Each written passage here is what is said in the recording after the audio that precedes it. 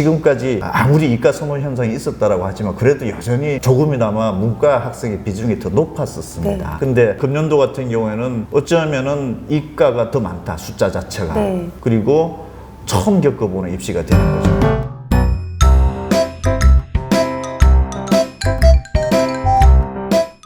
2023 예측 어떻게 보세요? 작년이랑 좀 비슷한 양상으로 좀 현재는 가지 않을까 이런 생각이 듭니다. 작년하고 비슷한 양상이면은 가장 핵심은 이제 3월달에 모의고사를 봤는데 네. 수학 30문제 중에서 22문항인 그 공통 과목 네. 이 문항을 지금 금년도 수험생들, 고3 수험생들도 더 잘 푸는지 못 푸는지가 이제 핵심 사안이겠죠. 아직 몰라요? 지금 저희가 한번 그 표본 조사를 해봤을 때는 그게 지금 74점이 만점이죠. 22문항. 네. 지금 고3 학생들과 재수생들을 저희가 다 표본 조사를 해봤을 때는 점수차가 여전히 한 2, 3점대 이상으로 좀 벌어지고 있다. 학통하고 미적 선택자. 그렇죠. 학통의 학생들이 공통 과목을 풀어봤을 때의 평균 점수와 그리고 미적분 학생들이 그 공통 과목을 풀어봤을 때 그 74점 만점 중에서 작년에도 한 12점 정도가 차이가 벌어진 걸로 지금 저희가 집계가 되었는데 금년도는 지금 현재 고3 상황으로 놓고 봤을 때 재수생 상황으로 놓고 봤을 때 그 점수차가 더 벌어지고 있다. 다시 얘기하면은 좀 더 우수한 학생들이 수학에서는 미적분 기하 쪽에 더 많이 편제되어 있는 것으로 지금 현재까지는 그렇게 상황 파악이 되고 있습니다. 이 상황이 작년보다 더 심화될 것 같다는 얘기신 거네요? 지금 현재 상황으로 놓고 봤을 때 지금 그 재수생과 특히 반수생들이 본격적으로 들어오지 않은 상황인 거죠. 네. 특히 반수생들 중에서는 이과 학생들이 대거 많죠. 네. 그러면은 지금 현재 한 12, 3점 정도의 점수 차가 좁혀지는 것보다는 더 벌어질 가능성이 많다고 일단 보여지면은 지난해보다 어떤 미적분과 확률 통계의 어떤 점수 차가 지난해보다 좀 더 벌어질 가능성도 현재로서는 조심스럽게 좀 예측이 되고 있는 상황입니다.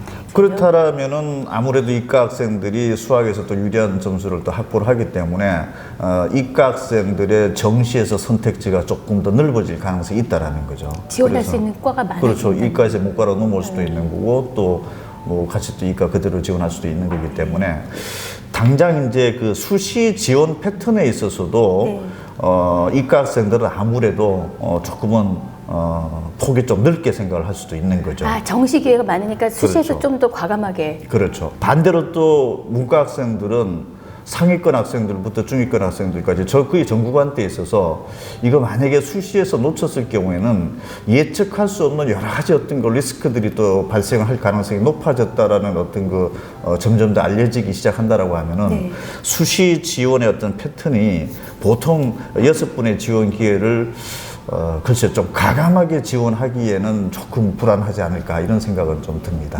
문과 애들. 학생들이. 그렇죠. 네.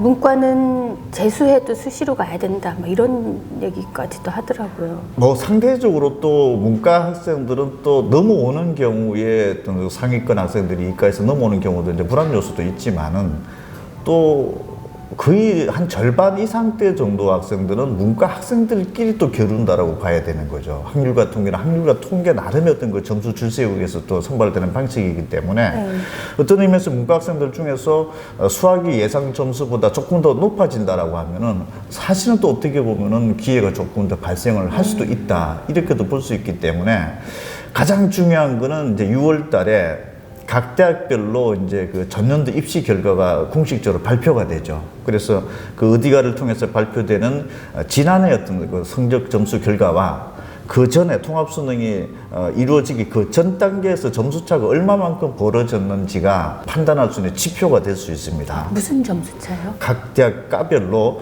합격선 공개가 나오죠, 이제. 그래서 보통 이제 70% 커트라인선의 합격선은 공개가 되는데 거기에 대한 어떤 그 각 대학 학과별로 어떤 결과 발표치가 통합수능 이전인 그 2021학년도와 그 다음에 통합수능이 실시됐던 2022학년도가 어떻게 변화가 됐는지가 사실은 수시 대학을 결정하는 데서 굉장히 중요한 지표가 됩니다. 그리고 아마 각 입시 기관들에서도 거기에 대한 어떤 그 아주 집중화된 분석을 시작이 될 텐데 그런 어떤 그 면밀한 분석 결과는 금년도 같은 경우에는 상당히 좀 참고치를 할 만한 데이터가 될 수가 있다 이렇게 보여집니다. 그러니까 통합 수능 전에 수시 결과랑 통합 수능 후에 수시 결과를 비교를 해서 이번 수시 지원 상황을 그렇죠. 정해라. 이과에서 문과로 넘어와서 합격했던 것들이 네. 많이 발생한 대학, 많이 발생한 학과가 또 있을 테고, 또 그렇지 않은 상대적으로 학과들도 있고, 또 여러 가지 또 이과에서 문과로 넘어오고, 문과에서는 또 뭐 상향 지원을 했던 또 하향을 지원했던 여러 가지 패턴 변화가 있었다라는 거죠. 네. 네. 그리고 작년도부터 사실은 재수생 반수생들이 그 전 단계보다는 굉장히 중요한 어떤 그 변수로 작용을 했다라는 거죠. 그래서 어떤 대학 학과에 따라서는 어떤 백분위 점수라든지 이런 어떤 점수의 어떤 그 등락 폭이 대단히 클 수가 있습니다. 또 지난해 올해 입학을 한 학생들의 문과, 이과에서 보면은 정시에서 어떤 충원율, 그러니까 정시에서 얼마만큼 그 추가 합격을 많이 발생했느냐도 사실은 전반적으로 좀 떨어지는 추세로 나타났었는데, 그 떨어진 그 복수 합격이 그만큼 덜 되어서 정시에서 못 붙고서 더 많이 추가적으로 뽑는 인원이 줄어들었다라는 것 자체가 합격선에 높게 형성이 되게 나왔던 것인지, 아니면 좀 낮게 형성이 돼서 나온 것인지, 이런 부분들을 사실 살펴볼 필요가 있다라는 거죠. 입체적으로 다 봐야 되겠네요. 네. 또 어떤 포인트가 이제 앞으로 조금 더 지켜봐야 될 거는, 이제 각 대학들이 이제 그 사실은 정시에 있어서는 그 사탐, 가탐의 대학들이 이제 변환 표준 점수 쓰고 있는 거죠. 네. 그래서 대학들이 이과에서 문과로 넘어오는 것들을 조금 반길 수 있는 대학들도 있었을 테고, 우선 학생들이 몰려오면은 또 반대적으로 이과에서 문과로 넘어오는 학생들이 너무 지나치게 조금 수준이 조금 뭔가 좀 고르지 못하다라든지 이런 또 불편한 대학들도 있을 수 있겠죠. 그러면은 수능 보고 난 다음에 결과 발표가 나고 나서 대학별로 사탐, 가탐 변환 표준 점수 체계를 발표를 하게 되는데, 그 시점에서도 이과에서 문과로 넘어왔을 경우에 뭔가 좀 페이브를 주는 대학들도 있을 수 있고, 또 그와 반대로 이과에서 문과로 지원했을 경우에 뭔가 페널티를 줄 수 있는 대학들이 발생할 수도 있다라는 거죠. 그러한 점들이 금년도 각 대학들에서는 또 어떤 양성으로 펼쳐질지도 사실은 수능이 다 끝나고 결과 발표를 나올 때까지는 사실 장담할 수가 없습니다. 그래서 이게 지금 문과, 이과 유분리를 지금 열심히 공부하는 현재 시점 단계에서 너무 지나치게 고민하는 것보다는 실은 또 우수한 학생들이 앞으로 더 미적분에 더 쏠릴 것인지, 아니면은 우수하지 않는 학생들이 미적분으로 더 갈 것인지는 사실은 아직까지는 결론이 안 난 거죠. 우리가 일반적으로 생각해서 우수한 학생들은 미적분 쪽으로 몰려게 됐을 경우에는 사실 점수 차가 조금 더 벌어질 수가 있는 상황이 되는 거고, 반대로 성적제가 좀 낮은 학생들이 미적분으로 많이 갈아타게 됐었다라고 했을 때는 미적분의 그 공통 과목에 해당하는 그 평균 점수 자체가 낮게 또 형성이 될 수도 있는 거죠. 네. 그러면 사실은 어떤 선택 과목에 있어서 수학에 있어서 유분리를 지금 예측한다라고 하는 것은 대단히 어렵습니다. 하지만 현재 단계로 놓고 봤을 때는 3월 달의 결과를 지금 아직까지는 안 나온 상황이지만은 막상 결과를 뜯어보면은 지난해와 비슷한 양상으로 점수 차이는 벌어질 수밖에 없는 구조이기 때문에 조심스럽게 예측은 올해도 결과가 좀 차이가 나타날 수는 있다. 하지만 그렇다고 지금 확률과 통계 학생들이 선뜻 또 미적분을 갈아타기도 힘든 상황인 거죠. 그만큼 수학 과목이 중요하다라고 문과 학생들은 인식을 할 필요가 있다라는 거죠. 그리고 또 상황에 따라서는 작년보다 점수 격차가 더 좁혀질 수도 있는 거죠. 왜냐면 아직도 재수생들이 한 절반 정도는 안 들어왔습니다. 학통에서 미적으로 가는 애들이요, 어쨌든 늘 것 같지는 않으세요? 저희가 지금 3월 달에 이제 결과를 봤을 때, 저희가 이제 일선 학교들이 이제 3월 달 모의고사 결과를 이제 표본 조사를 해보면은 전년도보다 고3 학생들도 학통의 선택 비중이 낮아지고 있고, 미적분의 선택 비율이 높아지고 있습니다. 거의 한 5% 이상 정도까지 지금 나타나기도 하고 있고, 그리고 재수생들도 작년에 학통을 선택했던 학생들 중에 미적분으로 갈아타는 현상들이 지금 현재 한 6% 이상으로 나타나고 있습니다. 그렇다면 전체적으로 놓고 봤을 때는 고3 학생들과 재수생 모두 미적분의 선택 비율이 좀 높아졌다라는 거. 그래서 지난해에 그 3월달 처음에 봤을 때는 그 미적분 선택한 학생들이 한 30% 초반대가 형성이 됐었죠.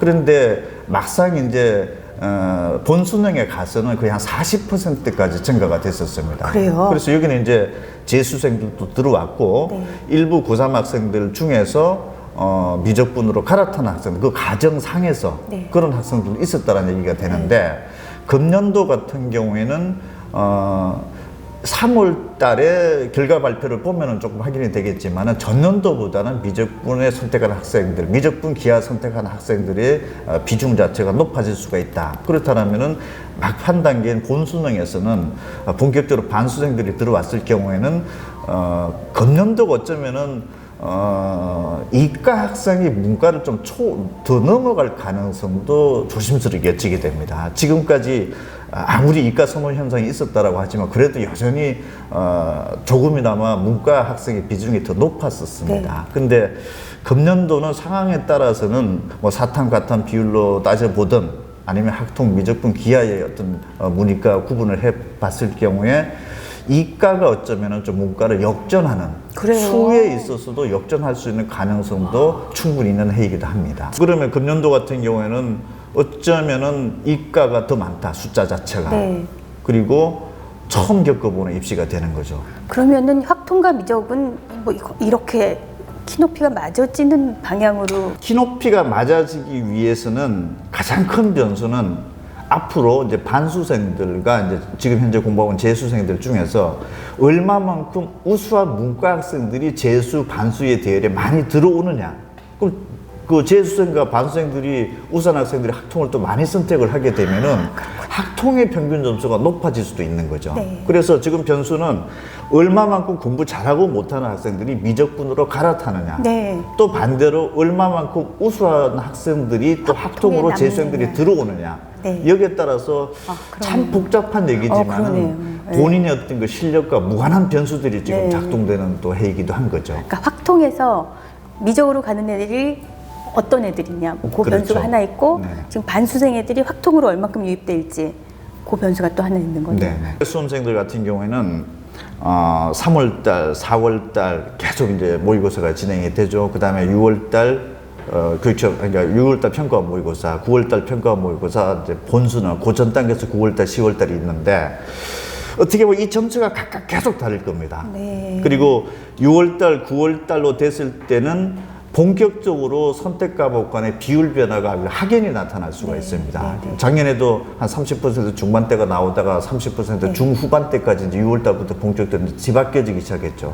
그러면은 이제 가장 큰 변수가 되는 거는 고3 학생들이 학기 초에 받는 모의고사와 6, 9월 본수능에서 받는 모의고사의 어떤 그 점수 격차는 대단히 커질 수 있는 해이기도 합니다. 자기는 똑같은데 구성원들이 달라져서 결과가 달라지는 거예요. 그렇죠. 특히 또 금년도는 코로나19로 인해서 시험을 못 본 미응시한 학생들도 대거 발생을 한 거죠. 그래요? 그래서 실제적으로 또 얼마만큼 우수한 학생들 또 그렇지 않은 학생들이 이 시험에 못 받느냐도 또 대단히 큰 변수가 된 거죠. 그래서 그게 어떻게 보면 등급이 한 1, 2등급, 크게는 3등급대 정도, 3등급까지 점수의 등락폭이 큰 폭으로 발생할 수 있는 변수가 뜻하지 않게 만들어진 거죠. 그만큼 또 점수, 등급 예측이 대단히 불확실해진 거죠. 고3 학생들은 아마 판단이 조금 빠를 겁니다. 고1, 2를 겪어보고 수 1, 2의 실력과 또 앞으로 선택 과목에서 부담감 이런 것들 종합적으로 봤을 때 판단이 좀 매우 용이할 겁니다. 그쵸, 네. 그런데 이제 고1, 2 학생들 중에서 문과 학생들 중에서 우수한 학생들이 고민이 대단히 커지고 있는 거죠. 그래서 시간적인 여유가 아직 있기 때문에 수 1, 2에 대한 어떤 돌파 능력이 충분히 있고 또 조금만 더 투자를 한다라고 하면은 선택 과목에 있어서 특별한 부담은 없다라고 만약에 판정이 된다라고 하면은 사실 점수의 이론 체계상으로 놓고 봤을 때는 바꾸는 것을 말릴 수 있는 그건 사실 아니라고 보는 거죠. 그런데 이 판단은 굉장히 중요한 판단이기 때문에 사실 학생 스스로 돌파 능력, 학습에 대한 정도 이런 부분들을 정말 잘 체크하고서 해야 되지 단순하게 갈아타면 무조건 점수 체계가 유리해질 것이다라고 하는 것은 내년 그 다음에는 또 모르는 일이 발생할 수밖에 없는 거죠. 또 대학들이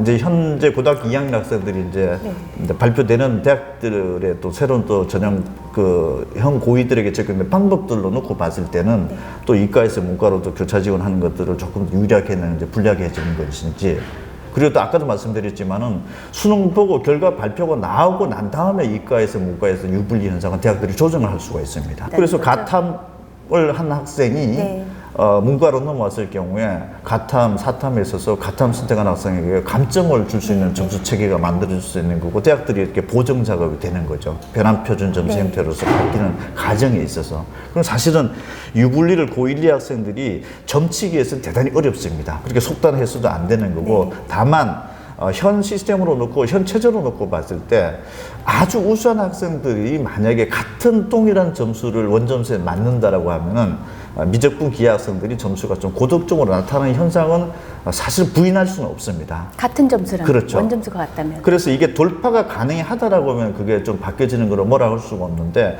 그런 부분들이 명확한 어떤 그 예측이라든지 판단 없이 그냥 막연하게 저쪽이 유리할 네. 것이다라고 했다가는 어떻게 보면 수능을 망칠 확률도 굉장히 높은 거죠.